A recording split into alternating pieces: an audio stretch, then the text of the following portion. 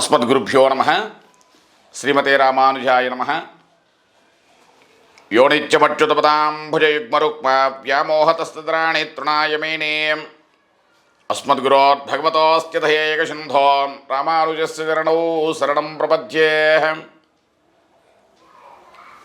కాశ్యపాన్వయ సంఖ్యాతం నారాయణపదాస్థితం శ్రీమన్నారాయణం వందే యతీశ్వరశ్రియాజుషం. ప్రియ భగవద్బంధువులందరికీ దాసుడు ఆచార్య మంగళాశాసనములతో కొన్ని ఆధ్యాత్మిక విషయాల్లో మన యొక్క నడవడిలో ఆచరించాల్సినటువంటి వస్తువులే కావచ్చు, మన యొక్క నడవడికలో క్రమం తప్పకుండా ఏమేమైతే మనం చేస్తుంటామో వాటిల్లో అద్దం అనేది ముకురము. ఆ యొక్క అద్దం ఏ దిక్కున ఉంటే మనకి ఏ విధంగా ఉంటుంది, ఆ యొక్క దాని గురించి కొంచెం విపులంగా పెద్దలు అనుగ్రహించిన భాషనే మనం తెలుసుకుందాం. అయితే మన ఇంట్లో సంపద పెరగడానికి, ఇంట్లో ఉన్నటువంటి ఒడిదుడుకులన్నీ కూడా జరగకుండా ఉండటానికి మనం ఈ అద్దాన్ని ఒక సరైనటువంటి స్థలంలో మనం ఉంచాలన్నట్లుగా మనకు పెద్దలు చెప్పారు. అయితే ఇది సాక్షాత్తు అద్దం అనేది కూడా మహాలక్ష్మి అంశతో కూడుకున్నటువంటిది. ఎందుకంటే మనకి బ్రహ్మోత్సవాల్లో కానీ పూజలో కానీ కొన్ని మన యొక్క కార్యక్రమాల్లో కూడా ఈ అద్దం అనేది మనకి చూపెట్టడం కూడా జరుగుతుంది. మన బ్రహ్మోత్సవాల్లో కూడా మనం ఏదైతే మనం శయనోత్సవాలు అన్ని ఉత్సవాల్లో ఈ యొక్క అద్దంతో కూడా మనం అక్కడక్కడ మనకి పెరుమాళ్ళకు యొక్క ప్రతిష్టప్పుడు కార్యక్రమం కూడా చూపెట్టడం జరుగుతుంది. అలాగే కొన్ని కార్యక్రమాల్లో మన దేవాలయాల్లో కూడా మనకి ఎదురుగుంటా ఆ యొక్క ముఖారవిందాన్ని యొక్క స్వామి యొక్క ముఖారవిందాన్ని తెలుసుకుంటానికి కూడా ఈ అద్దం అన్నీ మనకి ఉపయోగించుంటాం. అయితే కొంతమంది మనకి పేరంటానికి వచ్చిన వాళ్ళు కూడా ఈ అద్దం అనేది వేయటం వల్ల ఆ లక్ష్మి యొక్క అంశ వారికి తోడుగా ఉండాలన్నట్లుగా మనకి పెద్దలు మనకి నిర్ణయించారనమాట. అయితే ఈ యొక్క ఏదైతే మనం అద్దాన్ని మనం ఎలా అయితే ఉండామో దాన్ని సంరక్షించుకోవాల్సిన బాధ్యతను బట్టే మన యొక్క ఆర్థిక సంక్షోభం కూడా మన ఇంట్లో ఉన్నటువంటిది పెరగడానికి అవకాశం ఉంటుందన్నమాట. అయితే వాస్తు ప్రకారంగా మన ఇంట్లో ఉన్నటువంటి నెగిటివిటీని నివారించడం మనకు అనేకమైనటువంటి పరిష్కారాలు ఉన్నాయి. వీటిలో ఏదన్నా ఉందంటే అది ఒకటే అద్దం అన్నమాట.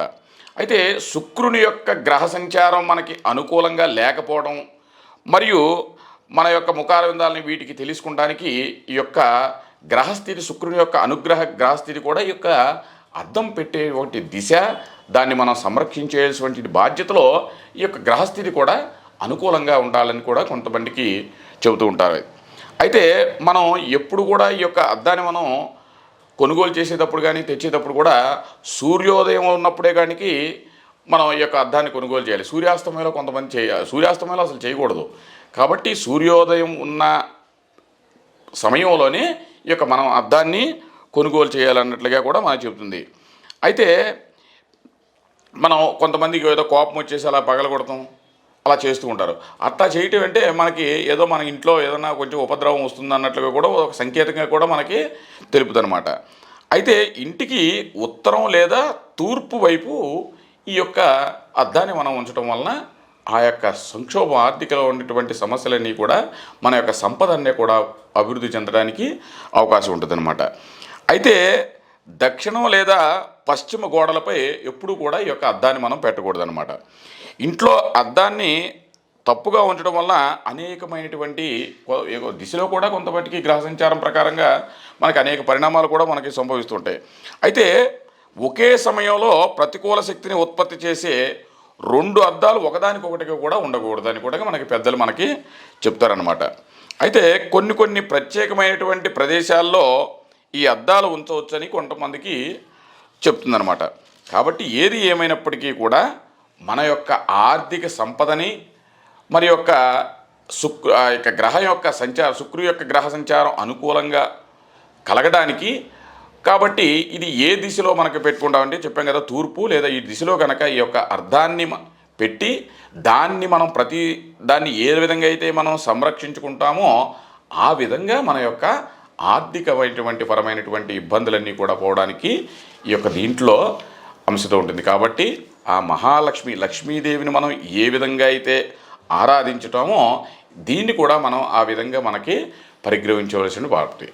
అందరూ కూడా నమస్కారం చేసుకుని మాతర్నమామి కమలే కమలాయతాక్షి శ్రీ విష్ణురుత్కమలవాసిని విశ్వమాత క్షీరోదజే కమలకోమలగర్భగౌరీం లక్ష్మీ ప్రసీద సతతం నమతాం శరణ్యే.